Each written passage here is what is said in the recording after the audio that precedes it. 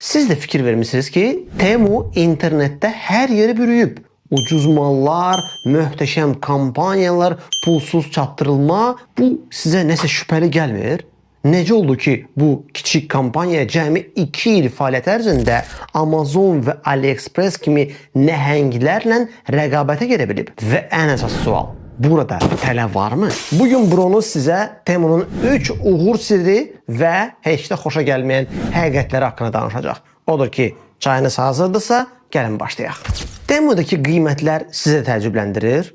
Qulaqlıq 3-4 manata, krasovka 10 manata, hətta ən ucuz internet dükanlarında belə bu cür qiymətlər yoxdur. Necə olur ki, onlar bu qədər ucuz sata bilirlər? Bu da sizə 3 cavab. Birincisi, Temu məhsulları vasitəçilərdən yox, birbaşa fabriklərdən alır. İkincisi, onlar ziyanına satış strategiyasından istifadə ediblər. Yəni, əvvəlcə ziyana ucuz qiymətə satmaq və bununla da bazarı ələ keçirmək. Və nəhayət üçüncü fakt, onlar qazancı böyük həcmdə satışlardan və şəxsi məlumatların əldə olunmasından qazanırlar. Amma yəqin ki, yadınızdan çıxmayıb. Pulsuz pendir yalnız tələdə ola bilər.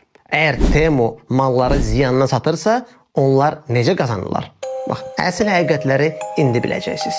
Siz də hiss etmişsiniz ki, Temu'nun reklamları olduğunuz hər bir yerdə, hər bir saytda, Google'da, Facebook, Instagram, TikTok, YouTube və hər hansı bir saytda sizi qara-qara izləyir. Hər yerdə qabağınıza çıxır. Bəs siz bilirdiniz ki, bunun üçün Temu hər gün milyonlarla dollar pul xərcləyir. Birincisi, Temu bu cür reklamlara böyük pullar xərcləyir ki, onların məhsulları haqqında, onların xidmətləri haqqında hamı bilsin. Yəni, o reklam hamının qabağına çıxsın. İkincisi, onlar psixoloji fəndlər, psixoloji manipulyasiyalar strategiyasından istifadə edirlər. Geri sayım başlayır, timer 15 dəqiqə qalıb, son endirimdir, birazdan qaçıracaqsan, tez bunu da əlavə elə və s. bu kimi hiylələrdən. Xüsusilə pulsuz hədiyyələr. Üçüncü fakt, onlar virus marketingindən istifadə edirlər. Məsələn, dostuvu, yaxınvu, hər hansı bir insanı bura gətir ki, sənə də bonus verilsin, hədiyyə verilsin. Beləliklə, siz özünüz də bilmədən Temu'nun müştərisinə çevrilirsiniz. Amma əsas məsələ budur ki, onlar bu məlumatlar sizin haqqınızda şəxsi məlumatlarla nə edirlər? Necə istifadə edirlər onlardan? Bəli, mən bunu demişəm və deyirəm. Temu sizin haqqınızda bütün məlumatları toplayır. Sizin yerləşdiyiniz məkan, şəhər, kənd, qəsəbə, bu sizin alış-veriş vərdişləriniz, siz nələri axtarmışsınız internetdə, nə kimi şeyləri əldən alırsınız, nə kimi şeyləri səbətə atırsınız ki, almaq istəyirdiniz bunları, nə kimi şeyləri tez-tez baxırsınız amma almırsınız və s. və l. Hətta dostlarınızın telefon nömrələrini də ələ keçirirlər. İndi özünüz düşünün, bu qədər məlumat kimə lazım ola bilər?